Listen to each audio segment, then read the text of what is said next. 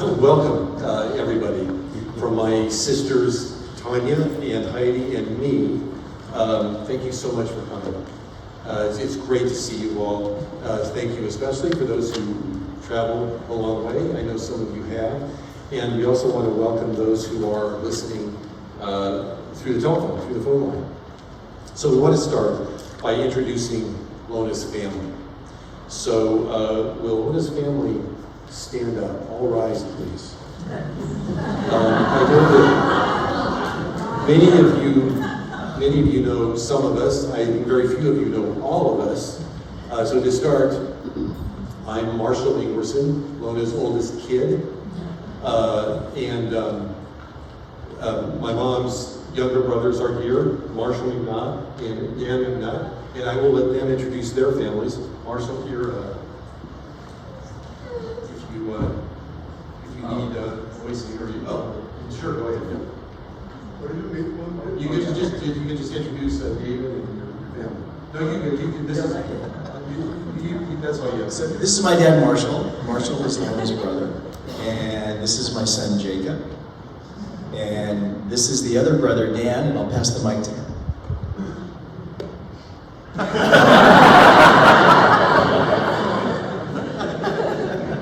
This is Dan McNutt, Lona's brother, and I'm his son, Dylan McNutt. Okay, that's we have the children introducing the adults. My wife is here, Clara, and I'll let her, and my daughter Ellen, and then I'll let Tanya, my sister, introduce her. Okay, I'm Tanya, Lona's oldest daughter, and this is the twerp. I know that. This is my daughter, Margot Curry, her husband, Thomas Curry, and their daughters, mom's great-granddaughters, I'm grandma, Mia and Millie. And there is my son, Lona's grandson, another Marshall the third, his wife, Curtly, and their little one, Lily. So we have Lily, Millie, and Mia. That's what I'm talking. And I'm Heidi, Lona's daughter, other daughter, at the tour. And this is my husband, Justin, and my three sons, Tafton, Asher, and Crispin.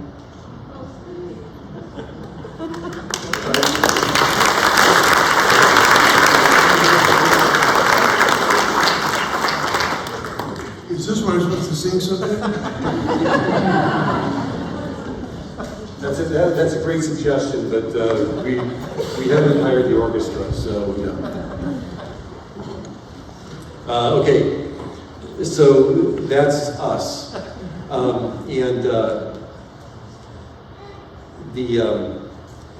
I guess you should say that's Lona's literal family, but we think of all you, even those of you that we haven't all met yet, as Lona's extended family.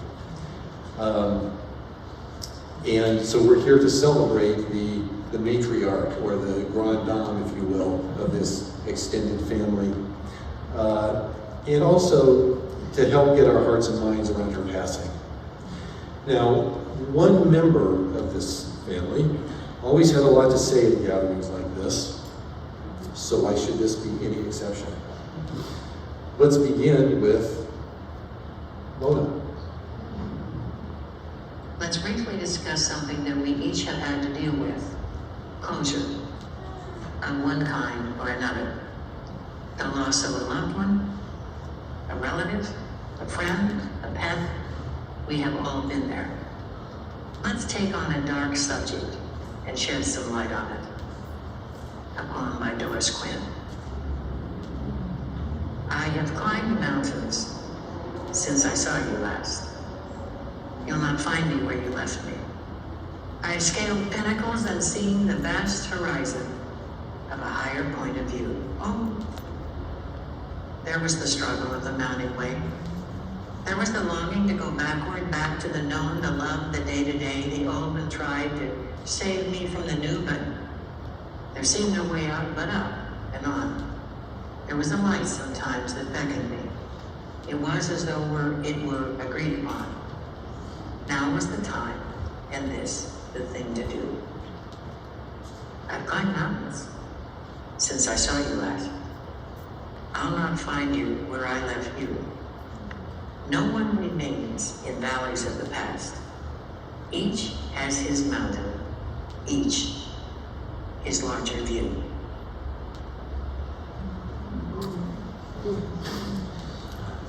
Okay, nowhere out but up. So here's a story that my mom never included in a talk. She was a little girl in elementary school, living in a very modest house on a corner in Warrior, Kansas, 1428 Lawrence Street.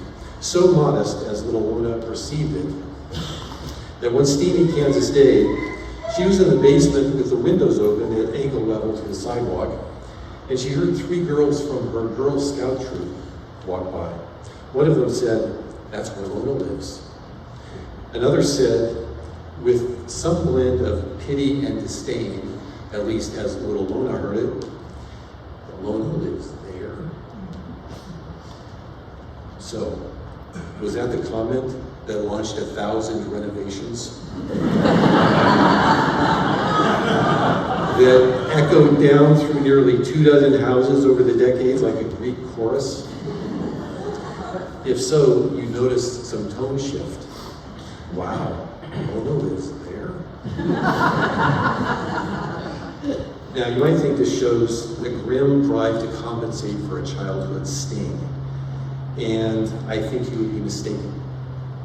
She was driven all right, but by something more like a thrilling sense of possibility. I remember as a second grader, with a long walk home from school through avocado orchards, up into the foothills of the Sierra Madres to our Swiss chalet, which is what she had through sheer chutzpah dubbed our small one-story house. She'd even have my dad add balconies and these Swiss shields to the side of them, to the railings. It kind of worked. She was, the hills were alive with the sound of music, and she was Julie Andrews. Sometimes she would swoop down in her beat-up red truck with her page boy haircut and her black, what do you call them, stretch pants. It was, this is the early 60s. And then I would get a ride home while she stopped at garage sales, sidewalk giveaways, and used furnishing sort of stores looking for these treasures that she could take home and refinish. She had vision. She was going somewhere, creating something. One of her themes was to approach everything, say, an errand to find new bags for the vacuum cleaner, as adventure number 3,704. She liked her adventures on the cheap. My folks crossed Europe by bicycle, North America by old school bus, and even took us on a Mediterranean cruise, all for free, by recruiting and chaperoning teenagers for student tour companies. They really never took a vacation that wasn't a working vacation, and they loved it anyway. Wherever they lived, she and my dad always started the day with breakfast at some local spot. Most recently, Jackie's South Swell Donuts. And that's a shout out to Jackie, and a shout out to the donuts. And they would, starting early every morning, they would read Christian Science literature to get their day grounded, and they would make plans. Whether it was where to hang a picture or a major career change, it was probably sketched on a napkin at their current breakfast joint. We were raised with strict dollar limits on everything, from what I could order at dinner to school clothes. Always the Kmart knockoff version of what everyone else was wearing. And yet, this never had the flavor of limitation, only of greater wisdom. Never waste money on consumables, she used to say. She sold that so well that I would actually somehow feel sorry for Colorado classmates who came to school Monday morning with those raccoon sunburns from a weekend at their parents' ski condominium. No center, I would think. Totally unfairly.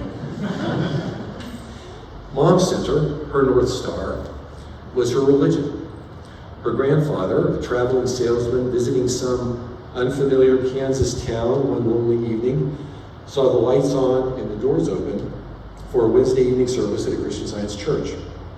Afterward, he immediately called his wife and told her to enroll little Willie in the hometown Sunday school. Little Willie eventually raised his own kids, including Lona, in the Christian Science Sunday School in Emporia. To this day, Mom has a light from that church hanging in her house in Laguna. And that's a metaphor that could not be more apt. She has written within the past year about how that Sunday school gave her the assurance to face her first live audiences. How after opening in her first professional leading role at the Pasadena Playhouse, the first bouquet of roses brought to the stage was from the folks at our childhood church in faraway Emporia, Kansas. There are so many stories, there are so many themes you could tell about my mother. She was a professional actress with a keen ear for language and almost scary dramatic power. She was she was a visionary renovator of once and once again grand houses who kept trading up and up and up. She was half of an unwavering 64-year love story and total partnership. That would be with my dad. She was a spiritual support, a lifeline at the other end of the phone for many decades to countless people at some of the most difficult and desperate moments of their lives. She was a gifted storyteller who delivered a fresh, plain-spoken, and sometimes hilarious inspiration to many, many thousands through her talks, articles, and poems. She was a can-do pragmatist who was not much interested in fine points or winning arguments, just getting things done to make a difference in people's lives. To me, of course, she was Mom. And probably more than anything else, that meant that she was my champion. I mean, that's what moms do, I guess. They champion their kids. But wow, what a champion. What a wind to have at your back. Early this summer, I asked Mom what her favorite hymn was, and she said 148. So I found a few renditions on Spotify I could play for her, and in playing those versions over and over, I heard the lyrics much more clearly than I had before. In heavenly love abiding, no change my heart shall fear. Yes, I thought, exactly. No change her heart shall fear. It never has, nor will mine. But I loved even more the line, green pastures lie before me, which yet I have not seen. And yes, that is so Mom, ever ready to take on the next grand project. So Lona, she is perhaps already at a new breakfast joint on the next plate of consciousness, sitting with Don Ingwerson and sketching some new plan on a napkin. Adventure number, I got so far. Adventure number 11,722. So with that, I'm going to surrender the lectern. And Marshall McNutt, Marshall 1, is now going to say a few words. Marshall.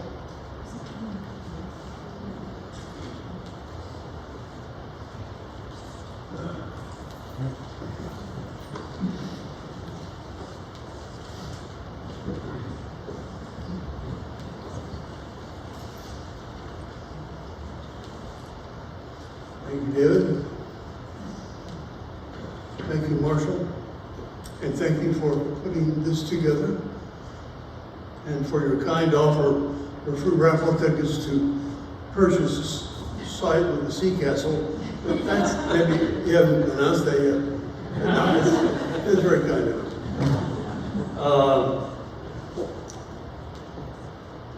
I, as Lona Bell McNutt Ingwerson, came from a small town in Kansas named Emporia, Kansas, for those journalists who knew, home of the famous Emporia Gazette and William Allen White, his famous publisher,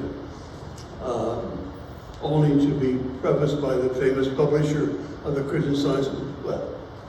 Well, you and David Cook, and you guys got it. The childhood in Emporia, Kansas was fun. And Lona and I had ongoing rivalries, such as we, 2 children and 2 adults. My dad always usually had convertibles with the top down in the winter or summer, but Lona and I developed a strict regimen for dividing the back seat. And her half was her half, and my half was my half. And so help me, if the belt of her coat went onto my hat, we heard about it. It was a cause for great family disharmony. But we got along famously, as brothers and sisters should be doing. Interesting thing about Lona was that when my parents cautioned Lona and me about what we should and should not be doing, it was generally Lona who was the fearless one and was pretty certain to take up on such challenges. For example, we lived half a block from the town Water Tower, small town, Water Tower, with these trellises going up to the top. So my mom said, don't ever climb those things. And she was an ardent Christian Zionist, as my father was too. But because you might fall down. That would not be a safe move to try to climb that water tower. Well, of course, that evening, we go to the water tower, and I look at it, and I said, well, I'm sure Mom gave us good advice. So she starts climbing. And she climbed to the top of the water tower. I didn't want to do it, but Lona did. A couple of other instances where we lived across from a then undeveloped area of the city, and there was a huge tree with like a 10-foot, 4-foot diagonal limb on it, and the limb was about 10 feet long. So we would try to cross the top of that limb to get to a little fort we had made, which I never happened to do. Lona did. So, you know, what I'm here to say is I'm confessing my cowardice. But in any event,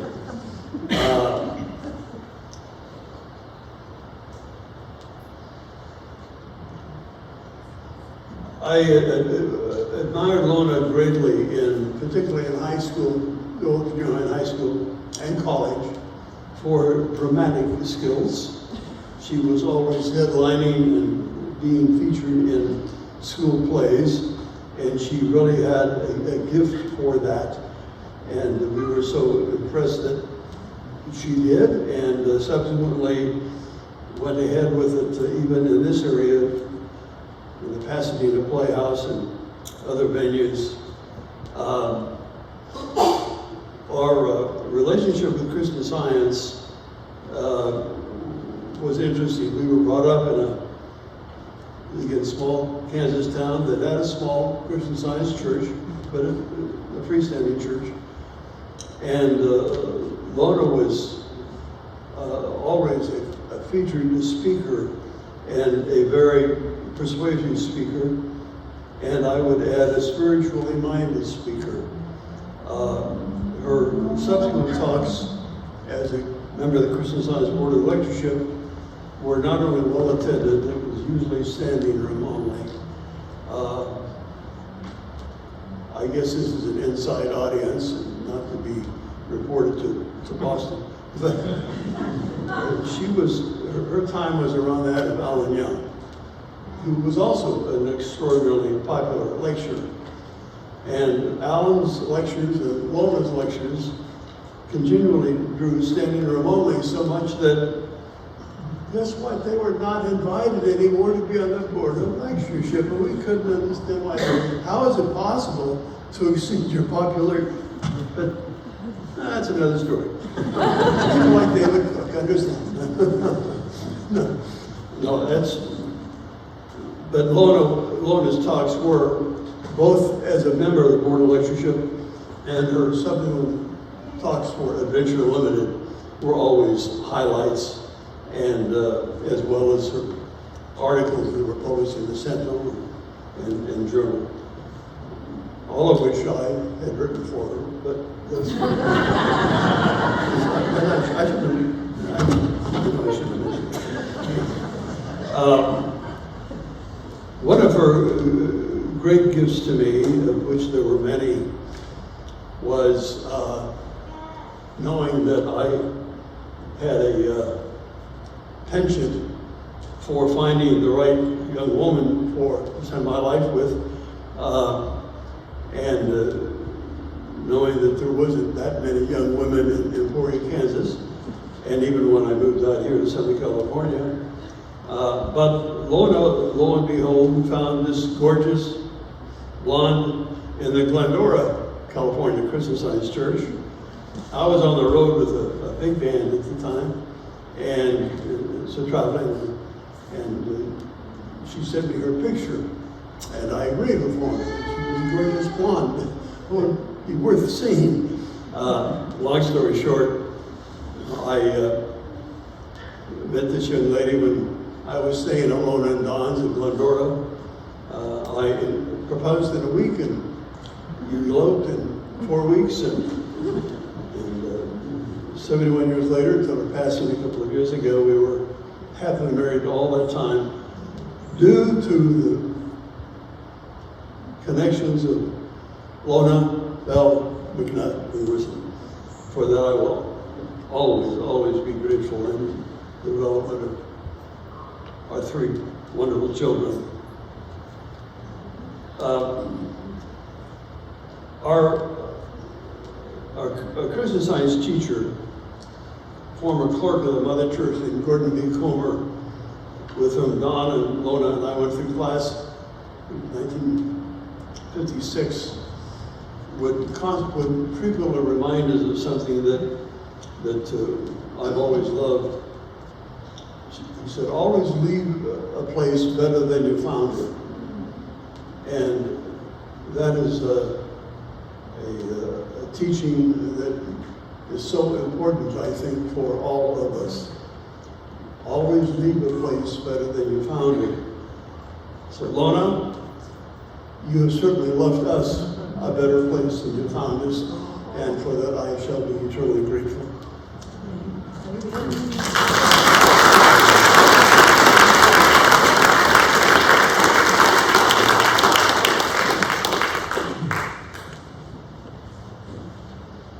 Well, it should be no surprise to any of you that there is going to be a common theme here unbeknownst to us.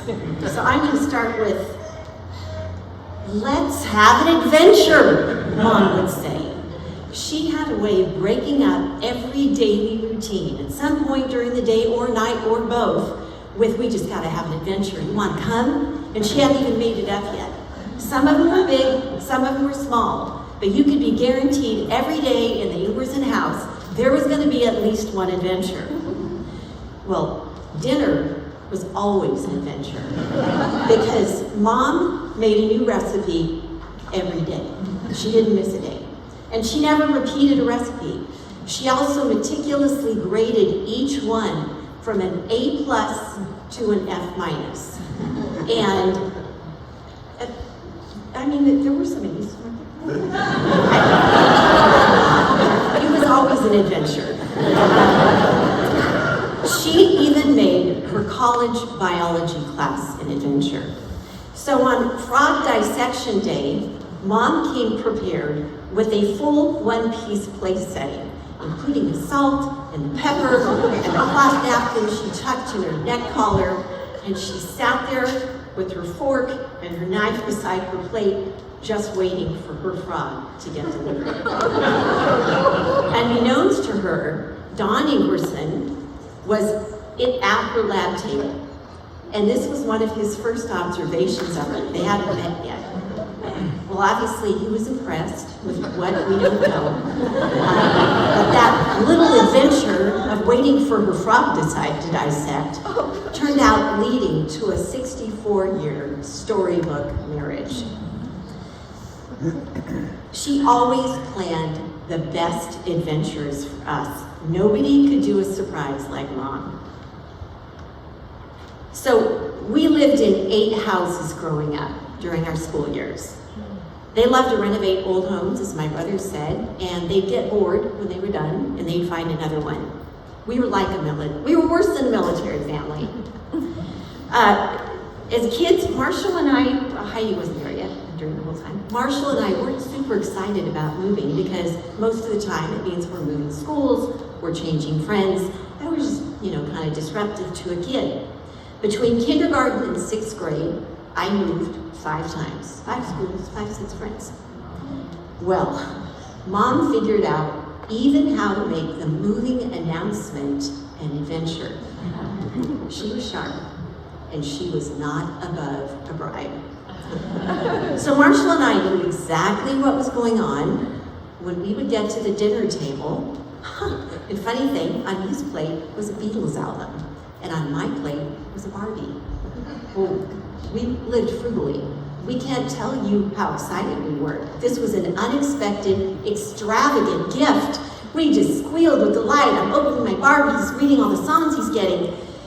And then we look at Mom and we go, so where are we moving? And doggone her, she would have this way of describing wherever we're moving like the Swiss chalet.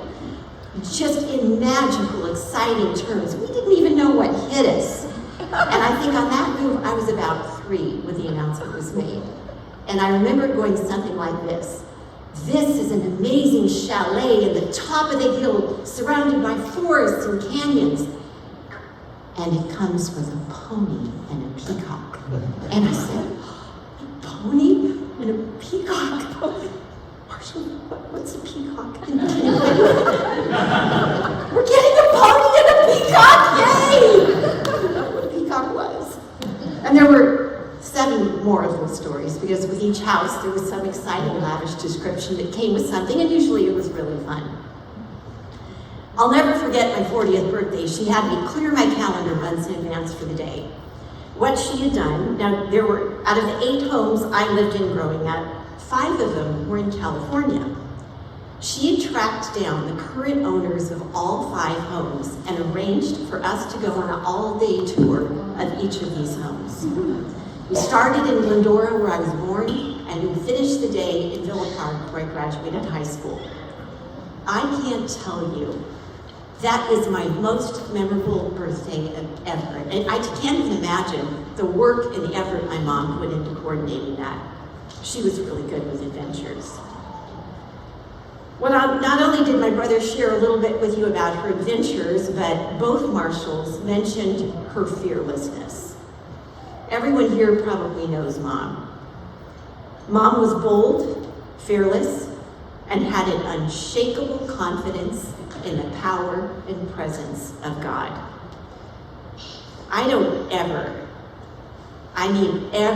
remember Mom being scared, ever. When we lived in Denver, would have been the late 60s, she had an appointment one morning to drive to a big office building she'd never been to before to pick up a script for an audition. When she got there, she was really surprised at how large this building was. She walked in the lobby and it was expansive. You could see several hundred people there. They had marble floors and there was a huge burled walnut reception desk. But there was something very strange. It was empty. And as she's walking through the marble-floored lobby to get to the elevator bank and listening to her high heels clap on the floor, she turned around for a minute and there was one woman sitting in the corner, bloody, with the gun pointed at Mom. And Mom stood and looked at her for a moment. The woman looked back and said, I need a wastebasket. I'm gonna throw up. Mom immediately scours the floor, there's no wastebasket. She scurries to the reception desk, starts to walk around it, at which point she sees the entire crew lying on the floor. She has a gun. My mom said, yeah, I know, but she needs a wastebasket for heaven's sakes. She grabs the wastebasket, runs over to the woman, kneels down, holds it so the woman can do what she's got to do. And Mom said, what's going on? And the woman said, I'm a failure. I can't do anything right. I couldn't even kill myself right. Mom said, do you know God loves you? The woman shook her head, no. Mom said, do you have any children? Yes, I have 2. Are they little? They are. Mom said, God's not going to let you kill yourself. Do you know the amazing life you have ahead of you raising those 2 little kids? They need you. At which point, my mom realizes there's still nobody else in the lobby because this woman's got a gun still pointed at my mom. So Mom said, you know, before we go on, these people are really nervous. They're hiding behind the desk because you've got a gun pointed at me. Would you just give me that gun to make him relax? And he said, oh, okay. Hands Mom the gun. At which point, Mom says, 2 policemen walk towards her. Apparently, they've been hiding behind the door. Mom hands them the gun. And then it was a matter of seconds. The ambulance had already been called. They came in, and the woman was whisked away. They never introduced themselves. About a month later, my mom went for her weekly filmings of Safeway commercials. She was known as Mrs. Safeway. Her commercials aired obnoxiously all day and all night in 7 Midwestern states for years. And you see her on the street, hi, Mrs. Safeway. I was Mrs. Safeway's daughter. So the woman eventually got out of the hospital, was brought home, and she sees Mom on TV, and she recognizes her. Oh my gosh, that's Mrs. Safeway.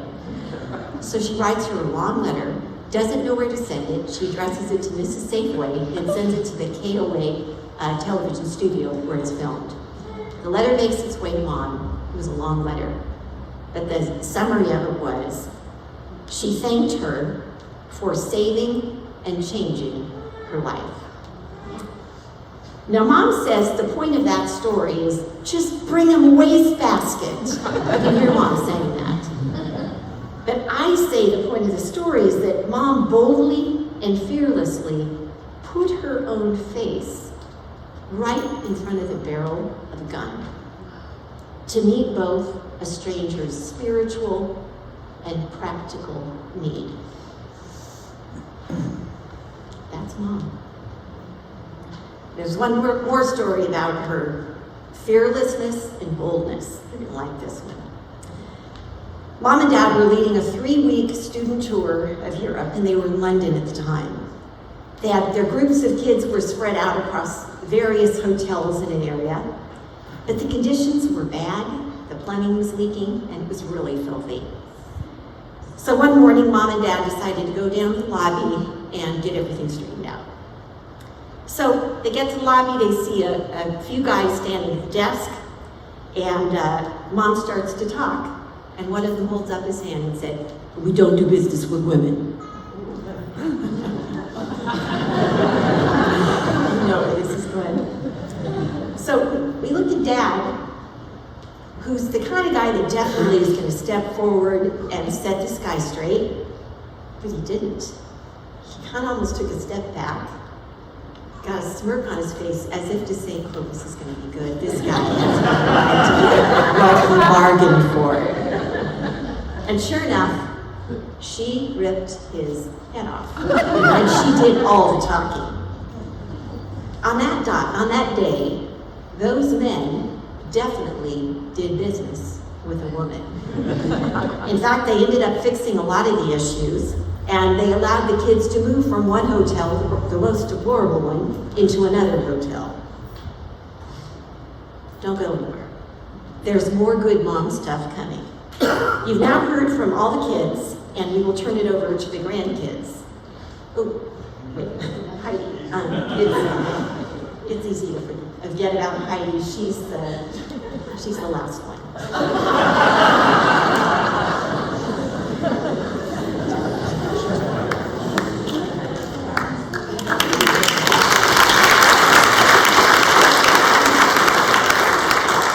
That's a hard one to follow. As suspected, Marshall and Tanya took all my best material. So I, as the runt of this litter, am left to just repeat what bears repeating. And I also do get to shine a little light on the 12 years that I got my folks all to myself. I'll start by saying that I've thought a lot about what I wanted you to know, if you don't already know, about my mom. She lit a lot of candles in her life, and I'll share the ones that she lit for me. I want you to know how she saw the world because it defined how she was in the world. She believed in all of our innate goodness and limitlessness. She expected good all along her path, and she actively looked for it and celebrated it, and that propelled her forward each day. Her confidence in everyone's limitless nature, rooted in her spiritual beliefs, kept her almost completely untethered to the typical limitations of human existence. She was ageless and energetic and lived an abundant life. Her mindset is my North Star. My parents were always up for an adventure, but as you've heard, my mom looked at everything as an adventure. Biking through Europe for 60 days was an adventure, but so was going to a garage sale. You didn't spend any amount of time with her and not hear let's have an adventure. Her life was full of them. Nothing was mundane, nothing was mediocre. She wrote her own story and it was filled with fun. She was the bravest woman I've ever known. Fear just didn't cross her mind. For example, a few years ago, we all went to family camp in Colorado. And there was an option one day to go tubing in the river rapids. And as I was contemplating whether this was really a good idea, my mom's gut reaction was, why not? It's an adventure. So off we went for a day of tubing. There's a picture or two of that day in the slideshow. My mom and I shared a tube, and we laughed and screamed our way down the rapids, and then ended up on the wrong side of the river, and had to slog our way with help from strangers across the waist-high water on slippery rocks, almost drowning in the process. Partly because we were cry-laughing the entire time. And she wanted to do it again. She was both brave and fun, and I want to be more like her in those ways. We had a supreme guidance counselor for a mom. I recall mentioning to someone that my mom emailed me every day with inspirational thoughts.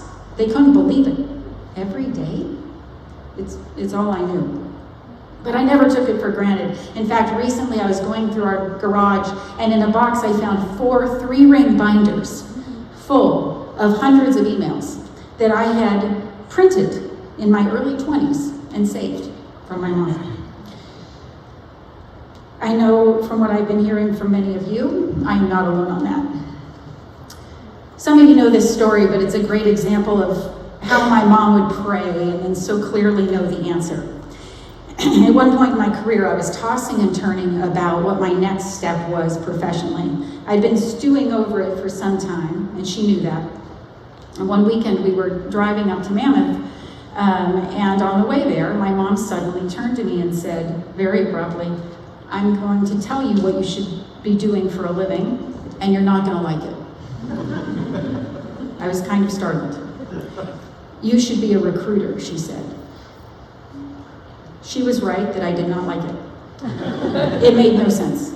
I had a career in finance, I had my MBA, and what was she even talking about? But she was also right that I should be a recruiter.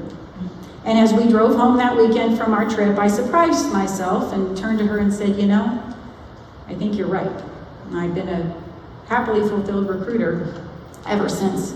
I didn't need to ask where she thought that idea came from. She was nothing if not divinely sourced. That's just one of a million examples. Most importantly, she instilled in all of us values that are core to our being, and it will keep our family closely bound forever. Her incredible love affair with our dad set us all on a firm foundation, and those two set a bar for which I'm extremely grateful.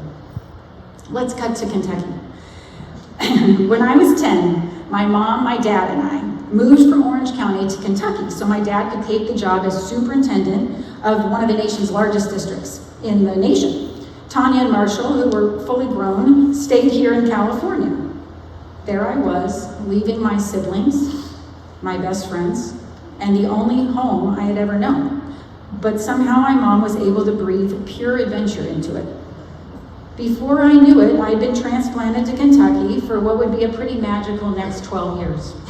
My mom, and in turn my dad, because she inspired him just as much as he anchored her, made everything larger than life. Together, we fell in love with Louisville. We really cared about this bustling, growing city that we also knew could only hold any of us for so long. But we were a threesome, making our own way as Californians in Kentucky. Without even knowing it, we were having our own carve-out adventure that would one day feel a million miles away.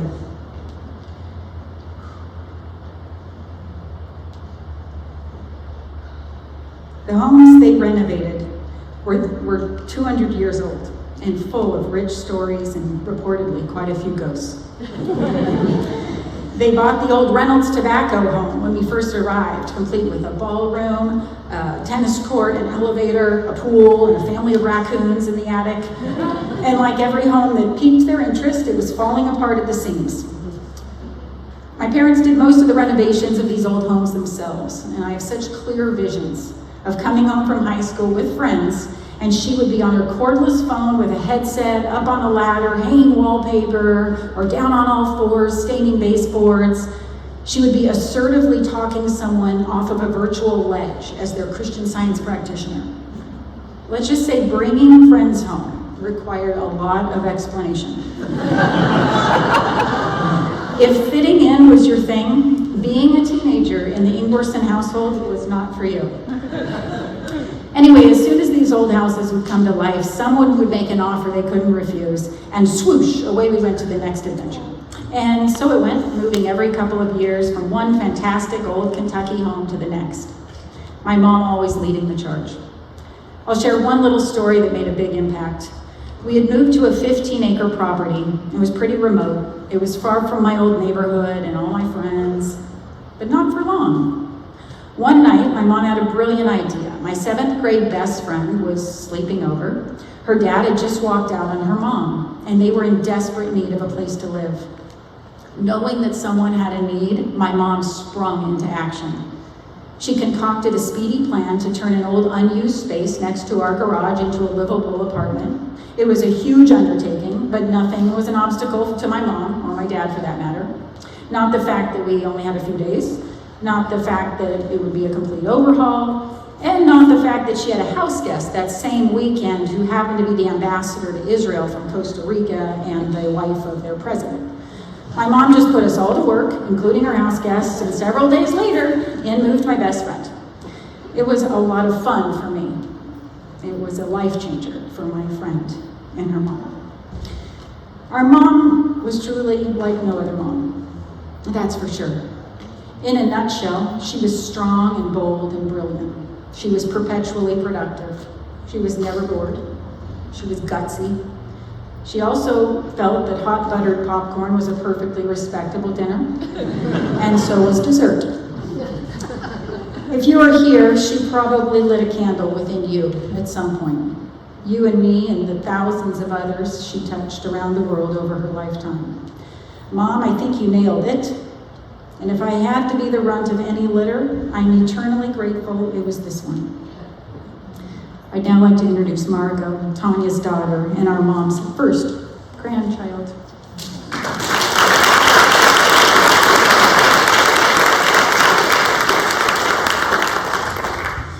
The Lona in me does not want to stand behind this podium. I want to kind of hello with the microphone, but I need a microphone. Oh, we got, okay, look at you, Paul. All right, this is more Lona to me. How lucky I am to have such a phenomenal, strong, inspiring, and loving grandmother as Lona Bell Ingwerson. In fact, I named my first daughter, Mia Bell, after my wonderful grandmother, Nana. Many of you know Lona Bell is a worldwide incredible practitioner, who has helped thousands of people worldwide and dedicated her life to Christian Science. For me, she was a steadfast practitioner, but also she was one incredible and loving grandmother. Growing up, we would visit their beautiful mansions in Kentucky, and multiple times a day, I would get lost wandering these mansions, and she would find me crying.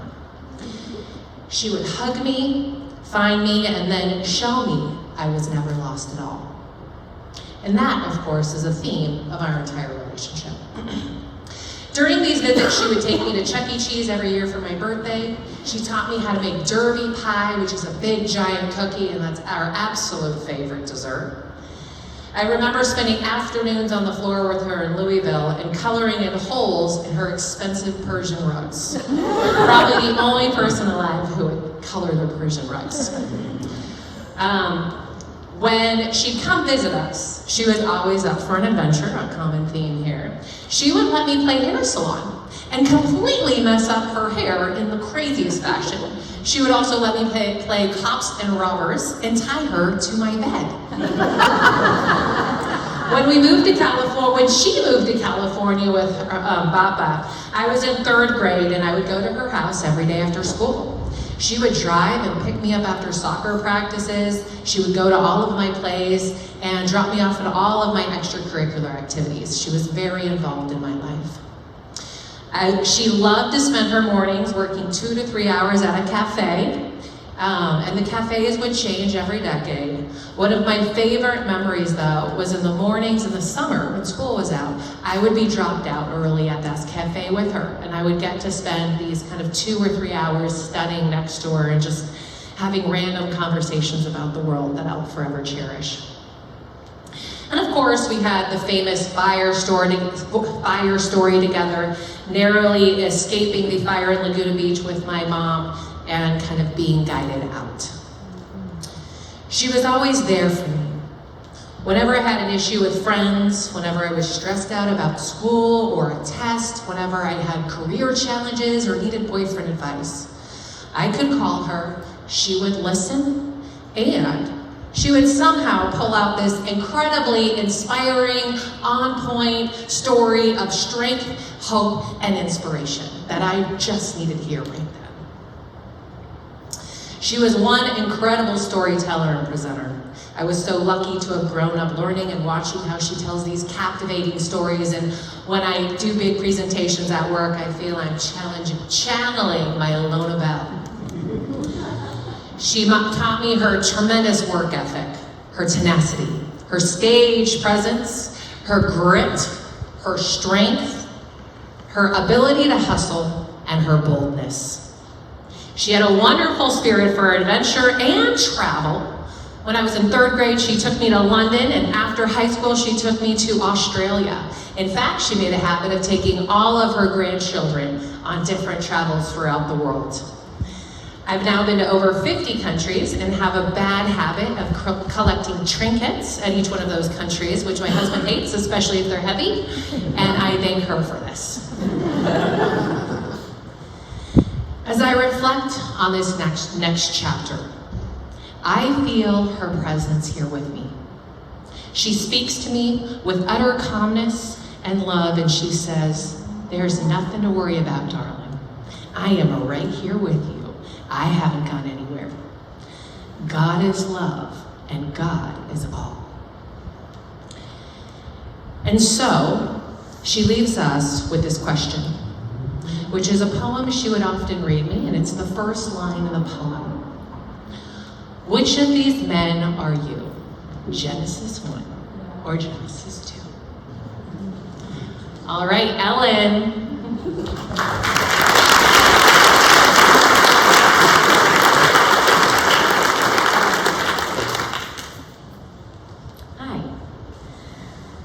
So I wrote this acrostic poem for her birthday this year, trying to encapsulate everything she is using the first letters of her name. And though it's impossible to describe Nana in just a couple of lines, it seemed quite fitting to talk to her about her in the most poetic way. And after all, she did write us each an acrostic poem on all of our birthdays every year. So here it goes. The title, of course, being Lona Bell McNutt Ingwerson. Laudable for her courage, omnipresent in my mind. Notable for her strength to fight, amending minds of fears we find. Believing all good God provides exactly as He planned. Lovely, luxurious, everlasting life, most prominent in the land. Mother, moved by perseverance, children built on principle. Noble to the CS cause, utility of that word of God, too late to call for help, tear up that root of evil. Immortal to us all but few, Nana readily reminded us. Genesis 1 over Genesis 2, with a piece or more of chocolate. Every part is in place, the lights, the space, recited speeches in action. Send us your mission, we'll be ready to listen. To numinous Lona Bell McNutt Ingwerson. Now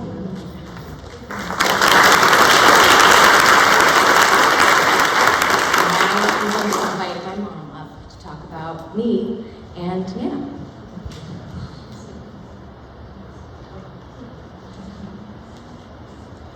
When it came to adventure, Lona was expert at greasing the skids with the universal solvent, love. She was a heat-seeking missile to anything she thought might be God's plan. And she was the literal button puncher on the launch of our family.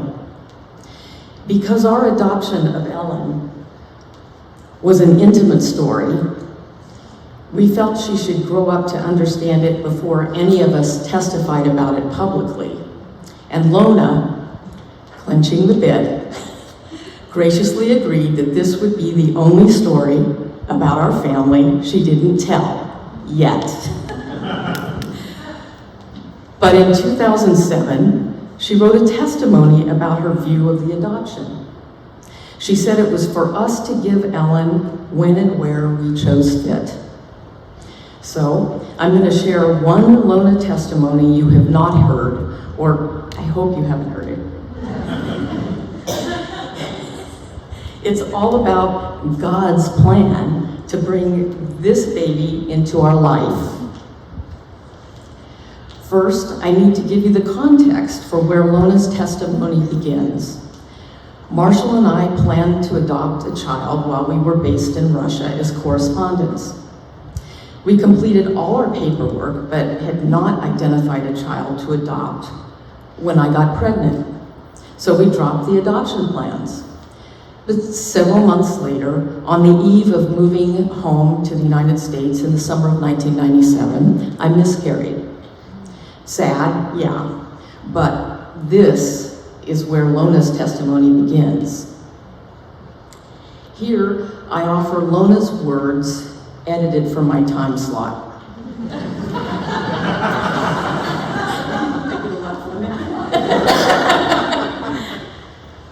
God had a plan all along.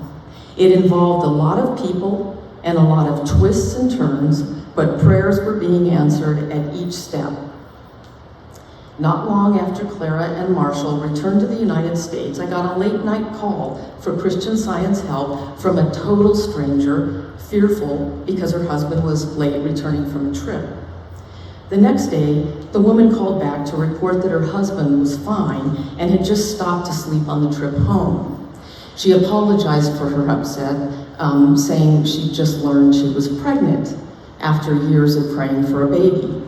Her husband's lateness sent her over the edge. Why? Did she choose that particular night to call a practitioner she didn't know? God had a plan. Next, the woman told me that before the pregnancy, she tried to adopt, and the agency had just called her because a pregnant college student was looking for an adoptive family of her faith, Christian Science. The baby was due in weeks, but my patient and her husband weren't ready for 2 infants at once. Why did that family get that call from the agency right then? God had a plan. The woman's brother stepped in and expressed interest in adopting the baby. But after a few weeks, he pulled out. Why? God had a plan. And my aside here in my words is you may be figuring out that, as usual, Lona had a plan too. Back to Lona's words. Then, just 2 weeks before the baby was due, the woman gave me the name of the agency. And I knew, at that moment, the baby was for Marshall and Clara. I called Marshall and told him their baby was waiting. God had a plan. Now, in my words, let me tell you my response. Are you crazy? I said this to Marshall, this baby's due in a couple of weeks. We can't just walk into an adoption. I don't want to snag the baby up in foster care and, and delay, if there's a delay because of us, not even having the paperwork. And I'm not going to think about that. Lona never heard my worried skepticism, though, and she never said another word about the waiting baby to us, which, as you may suspect, was very uncharacteristic of her. And I'm just so grateful for that, because she allowed the conception of this baby in our life to bake. A few weeks later, a small voice woke me up one night with this thought: what do I really have to lose by just checking with the agency? The adoption counselor was half angry, half delirious when I reached her. Where have you been? We heard about you and didn't know where to find you. The baby's due in 3 days. She said she was taking a bunch of polished, full-color portfolios of hopeful applicants to the young birth parents to pick from in less than an hour. She was going to take those. None were Christian Zionists. I told her we probably wouldn't be able to get through the bureaucracy fast enough, but it turned out that she already knew the agency that had done our home study in Russia. We qualified to walk right into the process at that moment. But she needed an essay about me and Marshall faxed to her in 30 minutes so she could put it on the pile of applications she was taking to the birth parents. God's plan, too, was that I was a journalist used to deadlines. And I did it in 30 minutes. In the nick of time, I'd woken up to Lona's firm, patient inspiration about God's plan. The sweet young birth parents picked us, and within days, we were holding this newborn girl, Ellen. Lona, that beautiful angel of powerful mother love, and her utter faith in God's plan had put us on our greatest adventure. God, love, is the strongest deliverer. But Lona was an inspired midwife to our family. I love her. And now I'm gonna have Justin come up, who's Heidi's husband.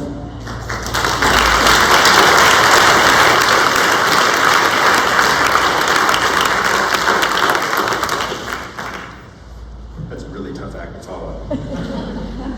So I first met Lona about 25 years ago. At the time I was living in Louisville, Kentucky, working as an attorney at a large law firm. Heidi and I had been dating long distance for a couple of months, and Heidi wanted me to be her parents. So I got on a plane, flew to LA. She picked me up, we drove to Laguna, and headed to Casa Cielo, which was the firehouse up on the hill. Not surprisingly to most of you, they were hosting a wedding that day. Great way to meet your future in-laws, actually. She loved opening her house to people, though. I think many of you know that already. I had no way of knowing at the time, but within just a few short months of that visit, I sold all my large possessions, quit my job, moved across the country, and and I moved right into that house with Lona. I remember my dad saying to me, "Are you sure you want to do this?" And I was totally undaunted. I was in love with Heidi. My plan made perfect sense. To be honest, any plan that allowed me to be closer to Heidi made sense to me, but Lona was totally supportive of that. It wasn't until recently that I thought about that whole segment of my life through Lona's eyes. She'd just met me. I'd only been dating her daughter a couple of months. And without batting an eye, she invited me to move into her house with her and Dawn. Who does that? I don't know. I'd come to learn that it was just a drop in the bucket for her. She was really generous that way, as you've already heard. But I will say that Lona later admitted to me through her long and deep contacts in Louisville, Kentucky, that she had spies. She called it her spy. She used to tell me that she had eyes and ears everywhere. Truth be told, I think that was actually kind of true. But she had no hesitation. She invited me in. She was friendly. It wasn't weird, even if it kind of was, you know? I was waiting for the results of the California bar. I was working to find a new job with not much success. And Heidi would sometimes drive down from Manhattan Beach. I'd drive up to Laguna, and we'd see each other. But the truth is that I get a lot of quality time with my future in-laws. We actually fell into kind of a routine. Everyone got up super early. Lona and Dawn would go down to the bagel store, which predated Jackie's. They'd do their work in the morning. Dawn would head to work up in LA County. Lona would go straight into her office and start her practice and continue her practice all the way through to dinner. She was go, go, go. She would only stop to meet people that came by who also needed help. And during that time, I would interview and I would pursue leads, and I'd go to coffee, and I would do everything I could to try to get a job, but honestly, I became really good friends with rejection. We joke around my house that I still get rejection letters from law firms from that time in my life. They'll just find me in their HR files and send me a letter. We don't really want you. But Lona was my biggest fan at that point in time, or one of them. She would introduce me to contacts. She'd follow up on leads. She'd spitball ideas with me. She knew it was a stressful time, and she was an amazing support. You know, at that time in their lives, Lona and Dawn were looking, or in the process of kicking around the idea of buying the Sea Castle, where they, moved from there. And if you knew Lona, and I think you've heard a little bit of this, there was nothing like Lona in pursuit of a real estate deal. No stone went unturned, no question unasked or answered, no lowball offer went unmade. She would not be denied. And through her hallmark hard work and dedication, she made more savvy real estate deals than I can count. I know you've heard a lot about some of them tonight or today. Around this time, I remember one night I was in my room at her house. Probably about 11:30, and I was starting to fall asleep, so I rolled over to turn off the light. And just as I rolled over, Lona, clad in her nightgown, came tiptoeing around the corner into my room. It startled me, but she was unfazed. She was on a mission. She wanted my help going over the offer that she was going to make to buy the Sea Castle. She took it as a sign that this spectacular opportunity had come to her at a time when she had an unemployed real estate lawyer living in her house. So we got to work. Her in her nightgown, me in my pajamas. Right there on the bedroom floor, we sat down knee-deep in real estate documents. It was mutual therapy. She asked all sorts of really smart questions, and I did my best to answer and explain certain legal terms to her. She was relentless. We stayed up late into the night talking about the deal. As many of you know, Lona and Dawn purchased that Sea Castle. And Heidi and I actually got married there. I think probably many of you have been there. She's hosted many youth groups over the years, many weddings. She liked to open her home to people, as I said. And although it never showed up on my resume, I can now, like you, Marshall, you made it halfway through. I can now say with great pride that my first real estate job in California was as in-house counsel for Lona Ingwerson. I don't think I ever left that job behind, actually, once I got it. She believed in me at a time when not many other people did. And it was one of her leads that landed my first real estate job in California. And I've never really looked back in my career since then, but I really have a lot to thank her for. And the thing is that that's just how Lona rolled. Always connecting people, always pushing them to achieve their goals. I was thinking about this last week when I was attending a meeting of the board of Adventure Unlimited. Many of you know what they are, but just for those of you who don't, Adventure Unlimited is a Christian Science organization that seeks to provide life-changing experiences to youth and their families. Of course, it was Lona who convinced me to be on the board of this organization. She knew it would make me a better person, and she was right. So last week, the board was meeting in Colorado, and we all had to give a mini presentation. My presentation ended up being about Mount Everest. I likened climbing Mount Everest to a spiritual journey. Now, I haven't climbed Mount Everest, but I am on a spiritual journey. In fact, I actually think we all are, whether we know it or not. Some of us are well along our route of choice. Others may not have even taken a single step. Some are off trail altogether. Others have gone up partially and come back down only to start again on a different road. Lona knew all this. This was her world. In a very real sense, she was the quintessential Sherpa. She was a spiritual Sherpa. I think everyone's heard of a Sherpa, but just in case, here's what Google has to say about Sherpas. The role of the Sherpa is to help people summit. Sherpas are highly regarded as elite mountaineers and experts in the local area. They can guide climbers through the dangerous sections of the mountain. They prepare the route for climbers to follow. They fix ropes in place and carry the necessary climbing kit up the mountain. In short, without Sherpas, most climbers would not be able to get up the mountain. And without a good Sherpa, most climbers will likely never summit. Lona spent a lifetime purifying her thought and deed, and in so doing set a ridiculously high standard for the rest of us. She always remained relatable, though. She was way more tolerant than I think many of us realized. She knew that some people's paths led through some dark places. Dead ends, wrong turns. She allowed for people's missteps. And she showed great patience with people who had completely lost their way. She always encouraged people to continue their journey. And more often than not, she gave the best parts of herself to help them keep along their way. She's helped innumerable people reach their summit, whether it was overcoming a long-held fear, dealing with an immediate health challenge, or any other manner of issues. She was there to guide them, cajole them, or even lure them to success. She did this for what seemed like every waking minute. Weekdays, weekends, late nights, holidays, it made no difference. It was her calling, and she was amazing at it. I don't know how many Thanksgivings I saw Lona walking around with a headset on, pulling side dishes out of the oven, ladling gravy, and talking someone down from the ledge on some major life-changing issue. She never missed a beat. Her reach was far and it was deep. It transcends this room.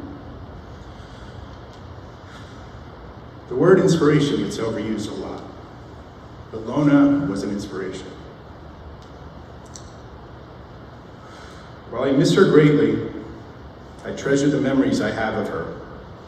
I cherish her example, which serves as a beacon to me and so many others of how to live one's life with purpose, compassion, and humility. She reflected the qualities of God, and I personally strive to attain the heights that Lona hit. Thank you all. Appreciate it. My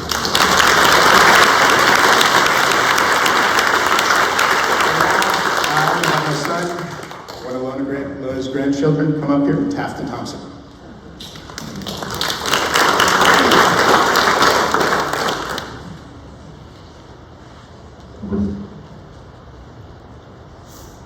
My grandma was awesome.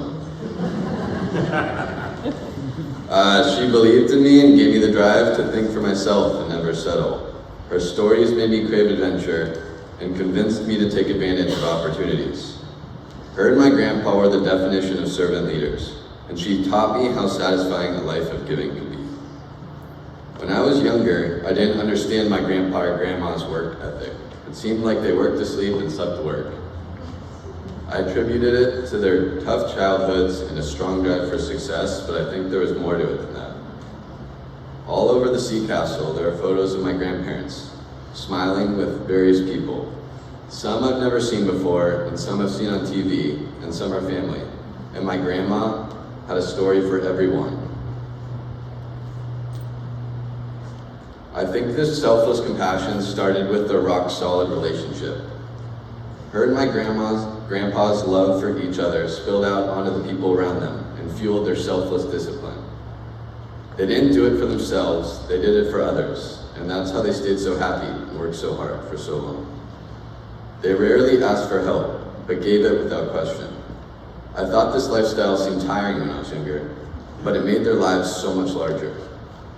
My grandma had a positive interaction with every person she talked to, and it opened her world up to so many opportunities. When I was younger, my grandparents took me to New Zealand, and I was almost too young to realize I was on the other side of the world, because they knew everyone in the church by name.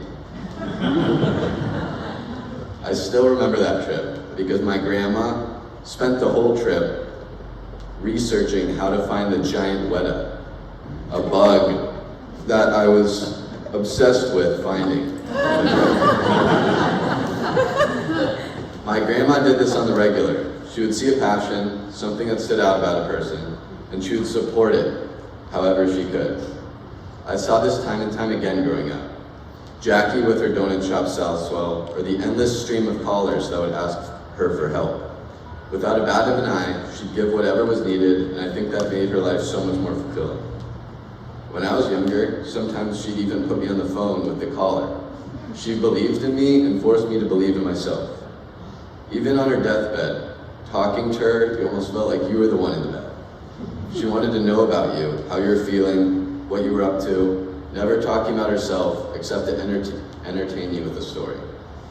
She put you on the pedestal, and it made everyone she talked to feel like they could accomplish anything.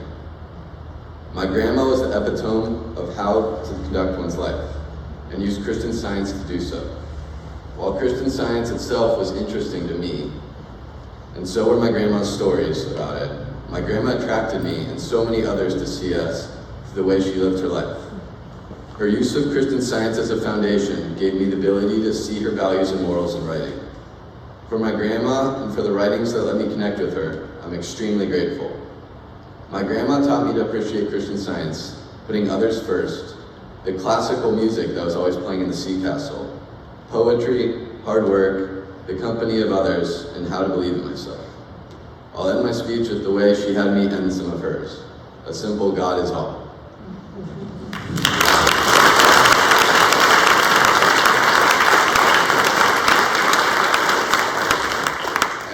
Now my younger brother, Asher, is going to give a better speech than me.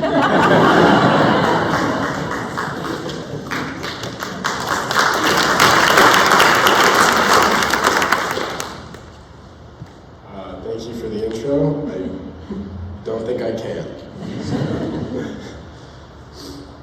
I feel very lucky to have gotten to spend so much time with my grandma, whether it was going to the zoo, or visiting her in Laguna here, or spending time in her Sunday school class.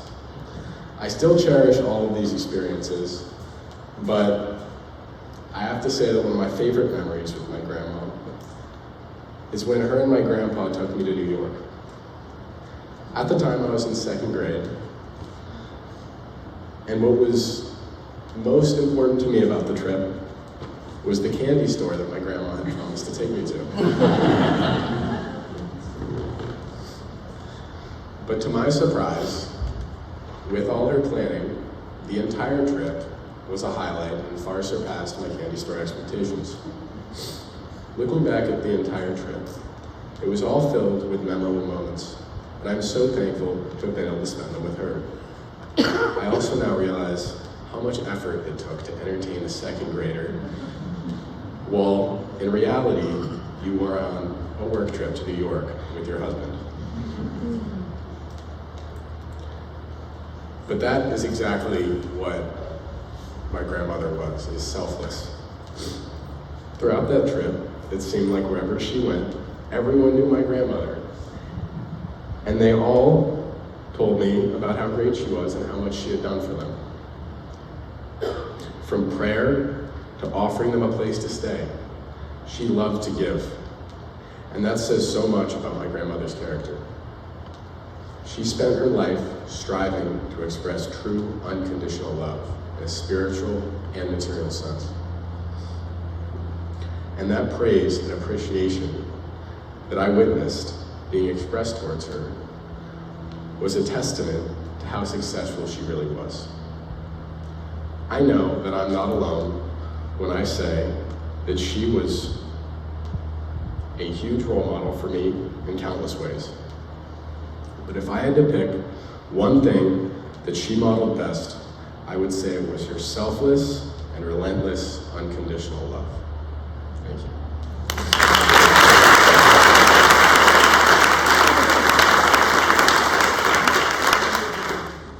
I am now introducing my younger brother, Crispin, who will give a better speech than me.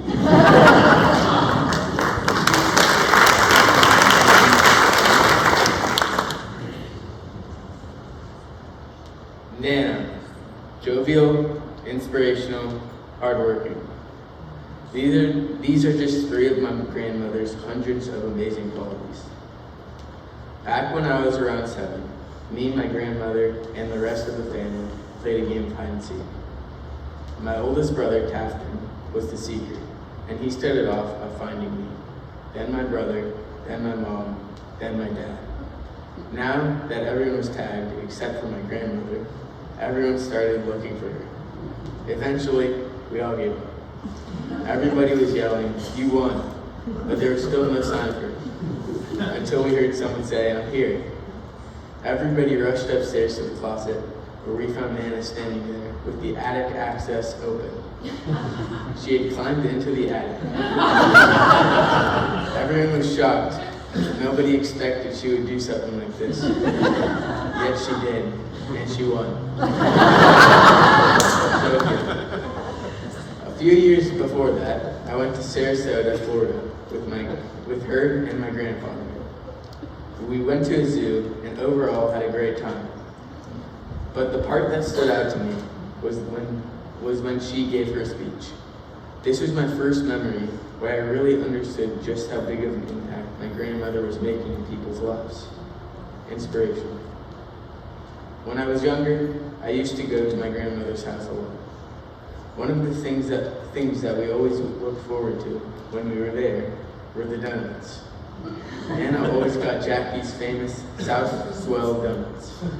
And while I loved and still love these donuts, in an odd way, these donuts remind me of how impressive Nana's work ethic was. You see, a lot of the time, she would get these donuts in the early hours of the day when she went to South Swell to study Christian Science. She'd usually grab donuts on the way back to the house, and when she got there, we would, of course, still be asleep. I cannot recall waking up before Nana, even once. She got up early because she loved what she did, hardworking.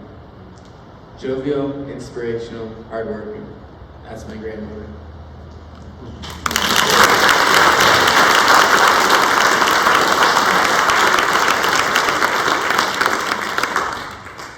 Thanks so much to the family for sharing those great thoughts. We would now like to hear from our 3 guest speakers, and kicking it off will be Tom Dennison. Tom, you're not ready yet.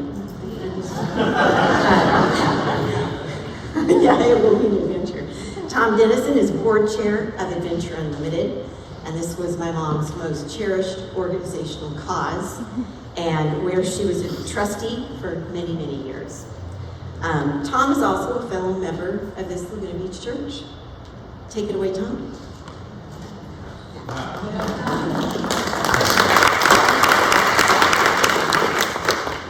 How about a hand for the Ingwerson family?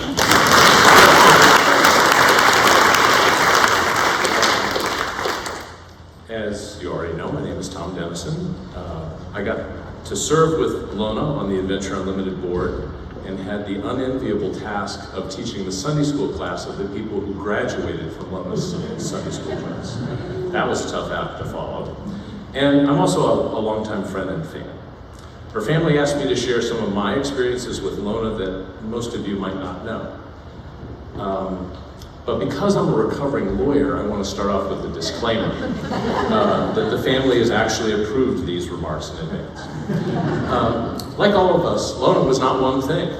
She was, and like many of her stories, she had many subplots.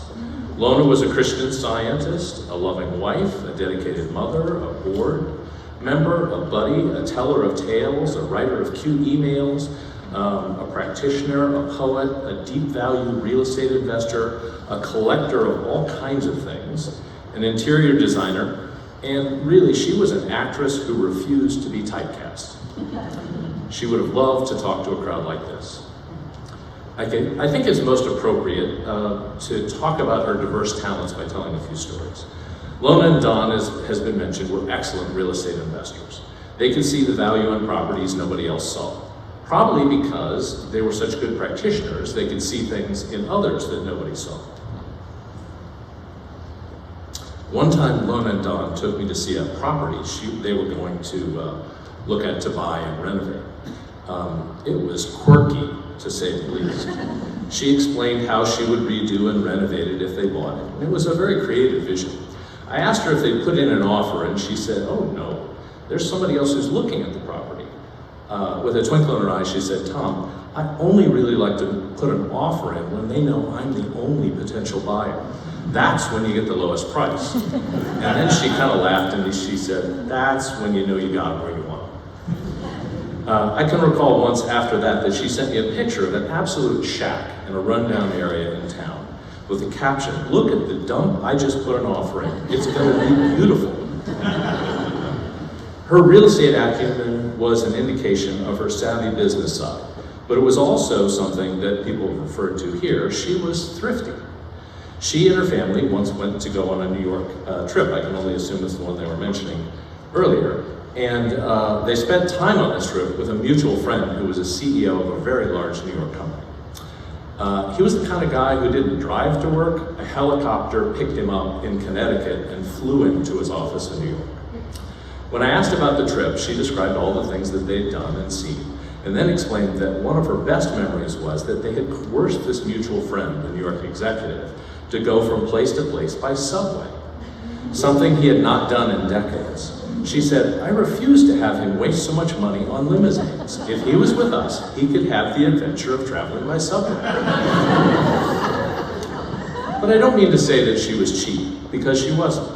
But she respected the value of the dollar, probably because she and Don had made so many of them. In fact, Lona was very generous in many quiet ways, but even then, she was thrifty.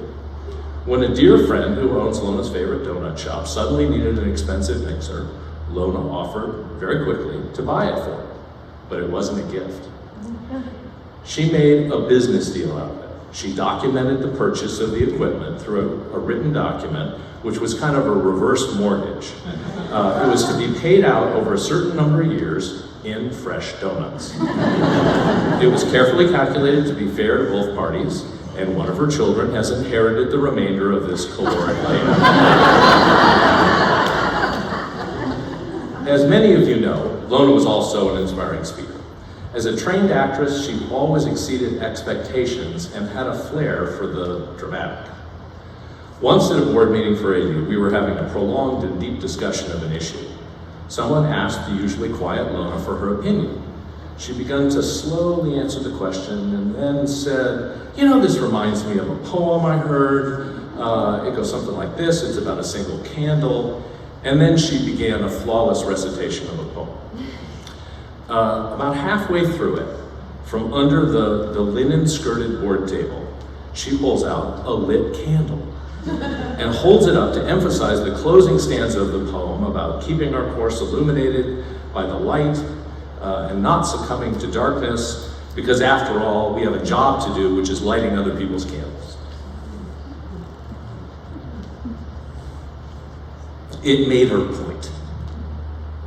But there's one real head scratcher. To this day, no one knows how she lit the candle under the table. And think about it, how long was it there burning away before she was called upon and then started into her answer? It's kind of a mystery. So let's all leave here today with our candles burning brightly, lit by her flame.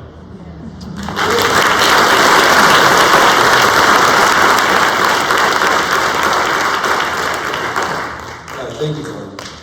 Mom was always especially interested in engaging young people.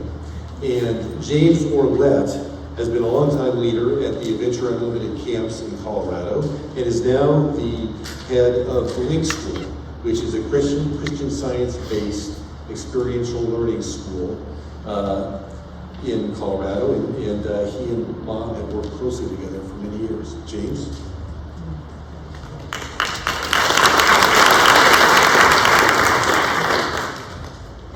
I have to admit, I got really excited when you said young people. You pointed at me. I thought,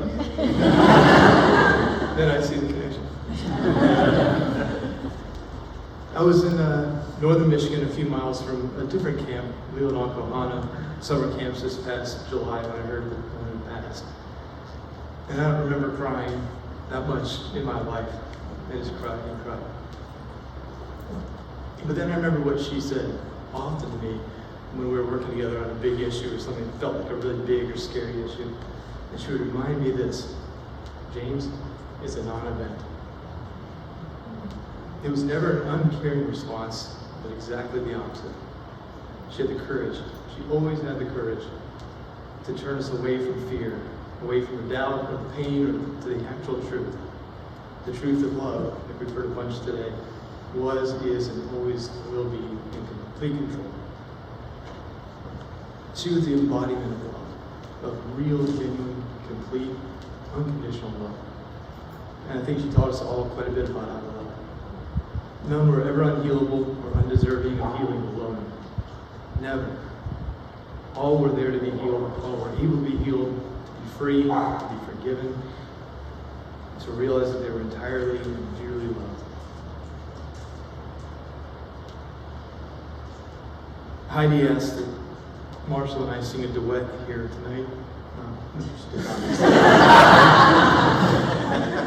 But she did ask me to share a time when mom's purple work helped me in a great time of need. And that was both the easiest assignment I've ever gotten and also challenging to try to figure out which one to share, because she did so much, so many times, every time. But this one's a particularly sweet memory for me, and I turned to it a lot. Some years back, I was on a search and rescue mission, and it was a tough call. A man was in a particularly challenging section of the river in Colorado, right near the Adventure Unlimited camps there. And he was it was quite a challenge. He was a big guy, well over 350 pounds, and he was unconscious in a tough section of the river. And getting him out of the river and up the steep bank, in doing that, I blew out my knee. It was uncomfortable, and it made finishing the rest of the call quite challenging.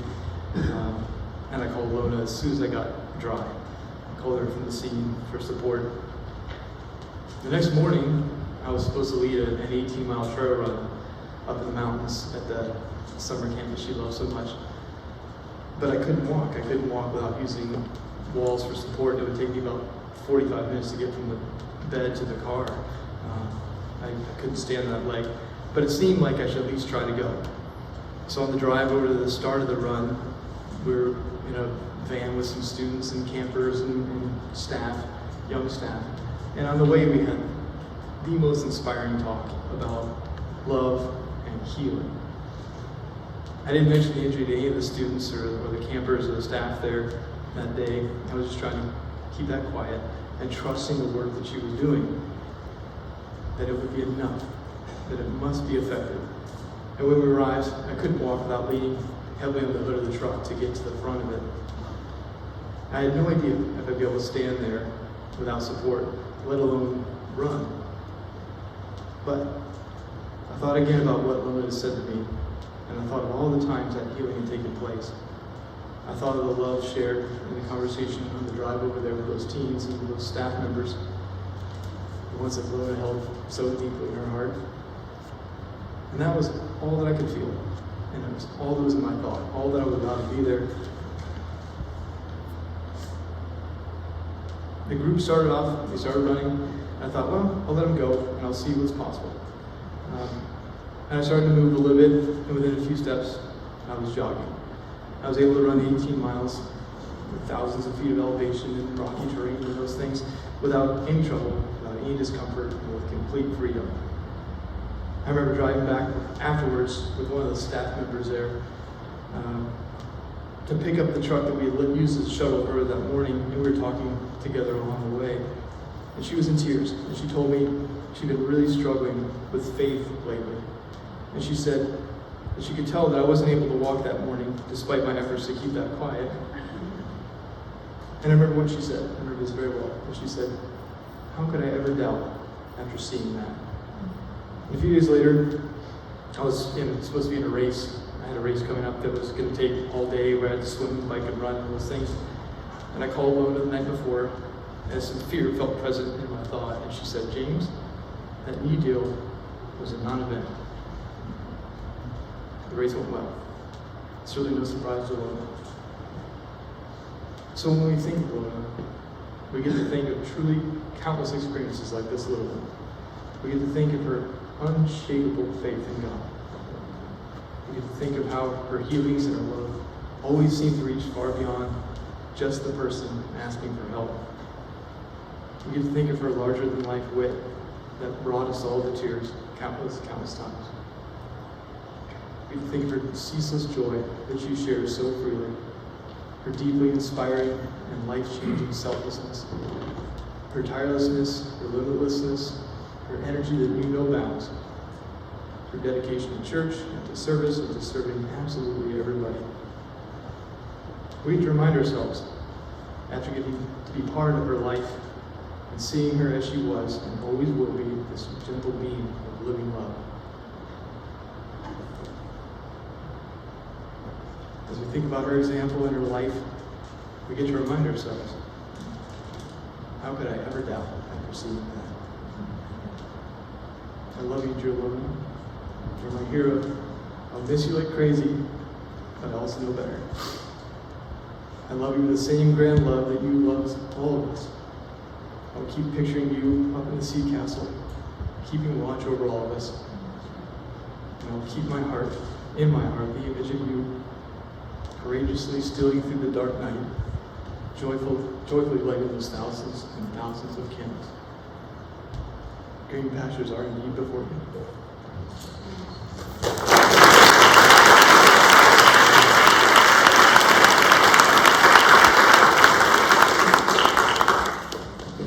Thank you, James. Brooke Robbins is not just a close family friend, but has been Mom's video producer for many years now. As Mom stepped away from the Christian Science practice over the past year, she increasingly nudged Brooke to take up her mantle. No pressure, Brooke. Just saying. Brooke?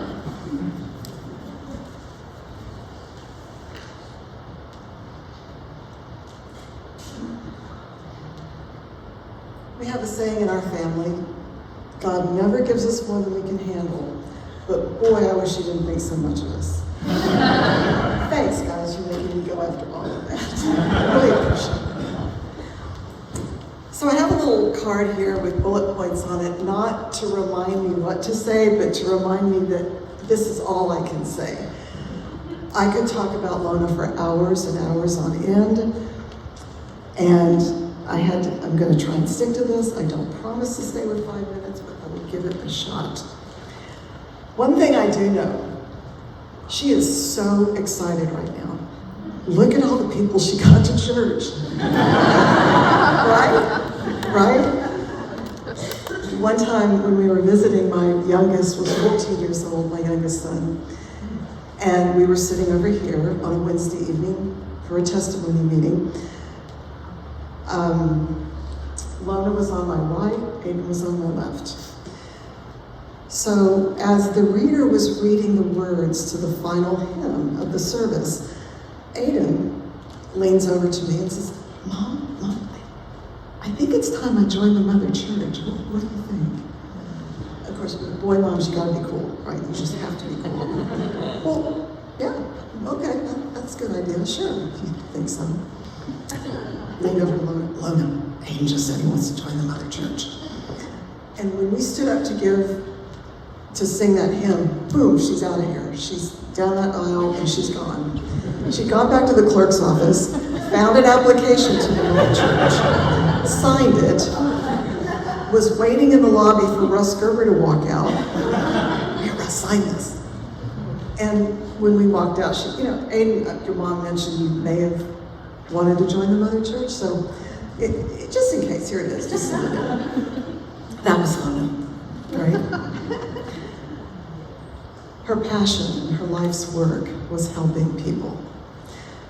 So many times when we would meet somebody and I happened to be standing there, someone would say, what do you do? And her answer every time that I heard it was, I help people with their problems. Now, if that was you or I, we would probably go, well, what does that mean? No one ever did with Lona.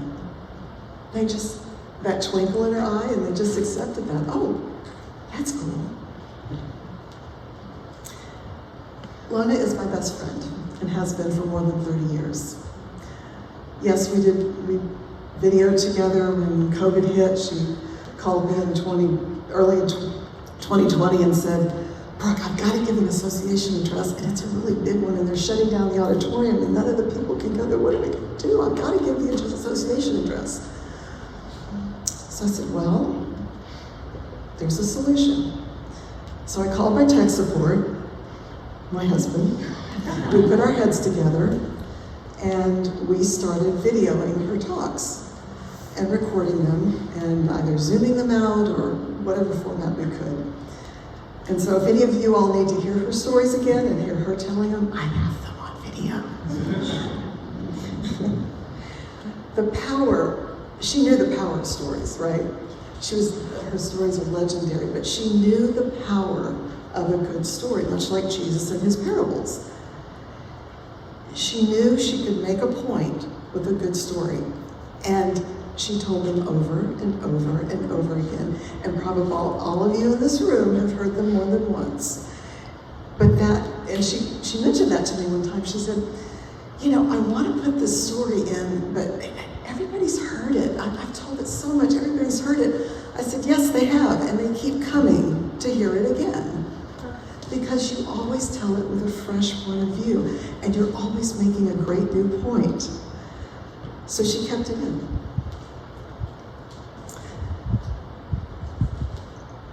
Like many of you, our friendship started with a phone call more than 30 years ago. I called her struggling with a problem. She helped me, and she continued to help me over the years with some life-saving problems, some very dramatic problems, a very difficult divorce, and a nudge when she met him. A nudge, and I followed it.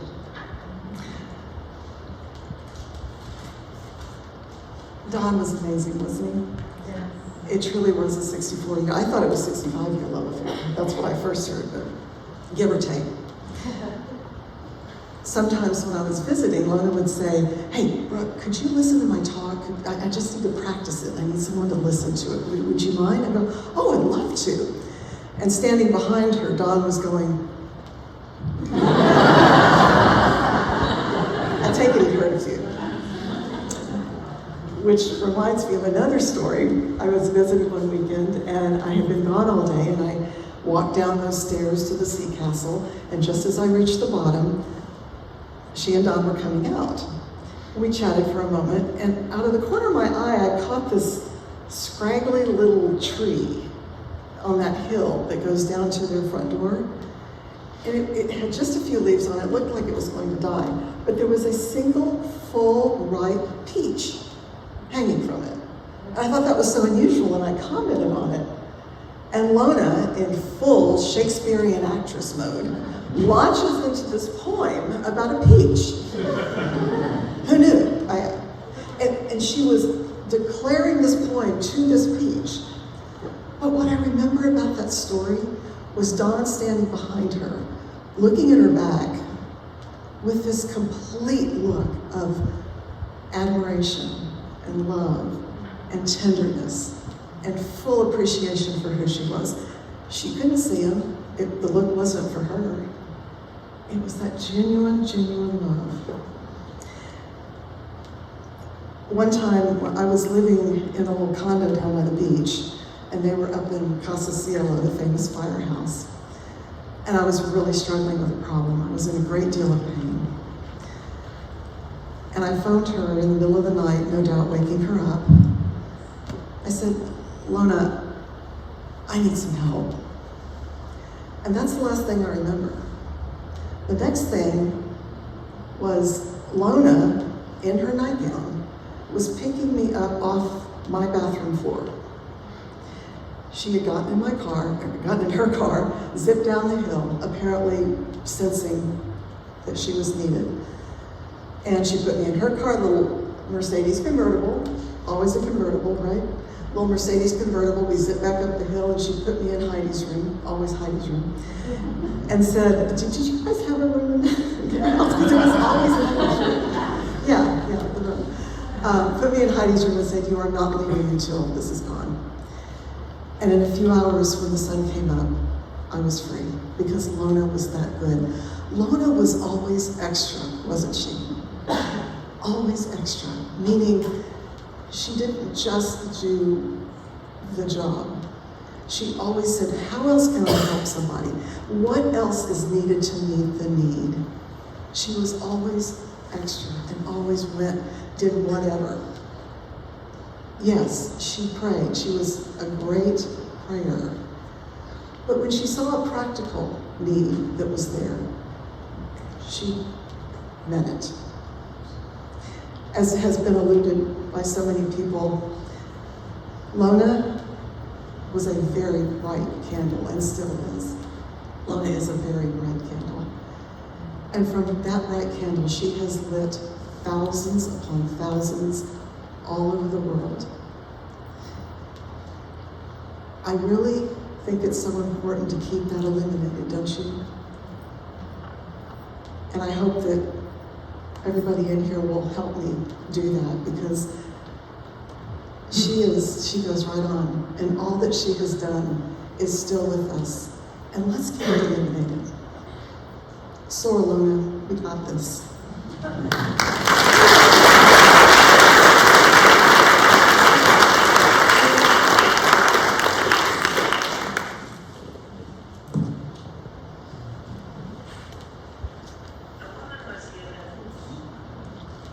In heavenly love abiding, no change my heart shall fear, and safe is such confiding, for nothing changes here.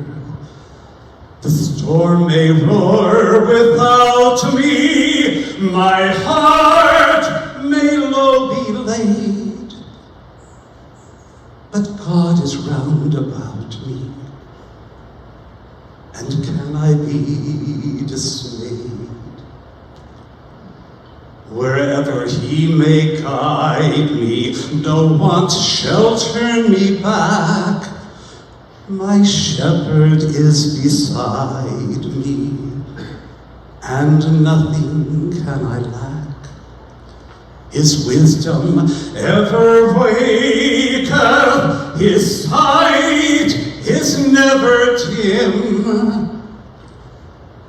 He knows the way He taketh, and I will walk with Him. Green pastures are before me, which yet I have not seen. Bright skies will soon be o'er me, where darkest clouds have been. My hope I cannot measure, my path in life is free. For my Father as my treasure, and he will walk with me. Yes, her father holds her treasure, and she still walks with him.